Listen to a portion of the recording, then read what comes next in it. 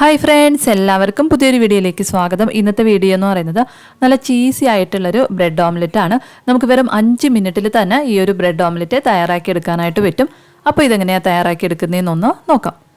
അപ്പോൾ അതിലേക്ക് വേണ്ടിയിട്ട് ഞാനൊരു ബൗളിലേക്ക് 2 മുട്ടയൊന്ന് പൊട്ടിച്ചൊഴിച്ചു കൊടുക്കുന്നുണ്ട്.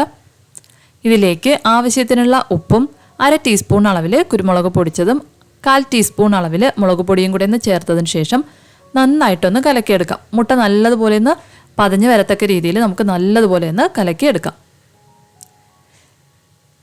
ഇപ്പം ഞാൻ മുട്ട നന്നായിട്ടൊന്ന് പതപ്പിച്ചൊന്ന് കലക്കി എടുത്തിട്ടുണ്ട്. ഇനി നമുക്ക് ഒരു ദോശക്കല്ല് ആവശ്യത്തിനുള്ള എണ്ണയൊന്ന് പുരട്ടിയതിന് ശേഷം നമുക്കിതൊന്ന് നമ്മൾ കലക്കി വെച്ചിട്ടുള്ള മുട്ടയൊന്ന് ഒഴിച്ചു കൊടുക്കാം.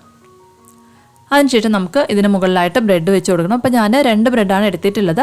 അതിൽ ആദ്യത്തെ ബ്രെഡ് നമുക്ക് ഒരു സൈഡിലായിട്ടൊന്ന് വെച്ചതിന് ശേഷം നമുക്കിത് വീണ്ടും ഒന്ന് മറിച്ച് വെച്ച് കൊടുക്കാം.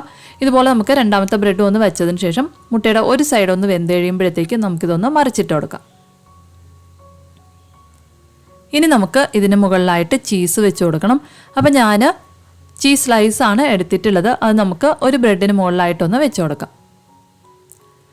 ഇനി നമുക്ക് ഈ ബ്രെഡിൻ്റെ സൈഡിലായിട്ടുള്ള മുട്ട നമുക്ക് ഈ ബ്രെഡിന് മുകളിലായിട്ടൊന്ന് മടക്കി വെച്ചതിന് ശേഷം നമ്മൾ ചീസ് വെക്കാത്ത ബ്രെഡ് നമ്മൾ ചീസ് വെച്ചിട്ടുള്ള ബ്രെഡിന് മുകളിലായിട്ടൊന്ന് മടക്കി വെച്ച് കൊടുക്കാം. അതിനുശേഷം നമുക്കിത് ഒരിക്കൽ കൂടി ഒന്ന് മറിച്ചിട്ടൊന്ന് കുക്ക് ചെയ്തെടുക്കാം. അപ്പോഴത്തേക്കും നമ്മുടെ ചീസ് എല്ലാം തന്നെ നല്ലതുപോലെ ഒന്ന് മെൽറ്റായി വന്നോളും. അപ്പോൾ ഇത്രയേ ഉള്ളൂ. നല്ല അടിപൊളിയായിട്ടുള്ള നല്ല ചീസി ആയിട്ടുള്ള ബ്രെഡ് ഓംലെറ്റ് റെഡി ആയിട്ടുണ്ട്.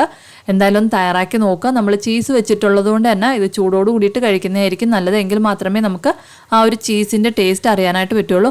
അപ്പോൾ എന്തായാലും ഒന്ന് ട്രൈ ചെയ്ത് നോക്കുക. നിങ്ങൾക്ക് വീഡിയോ ഇഷ്ടപ്പെടുകയാണെന്നുണ്ടെങ്കിൽ എന്തായാലും ഒന്ന് ലൈക്ക് ചെയ്തേക്കണേ. അപ്പോൾ പുതിയൊരു വീഡിയോയിലൂടെ നമുക്ക് വീണ്ടും കാണാതെ വരെ. Thank you, by.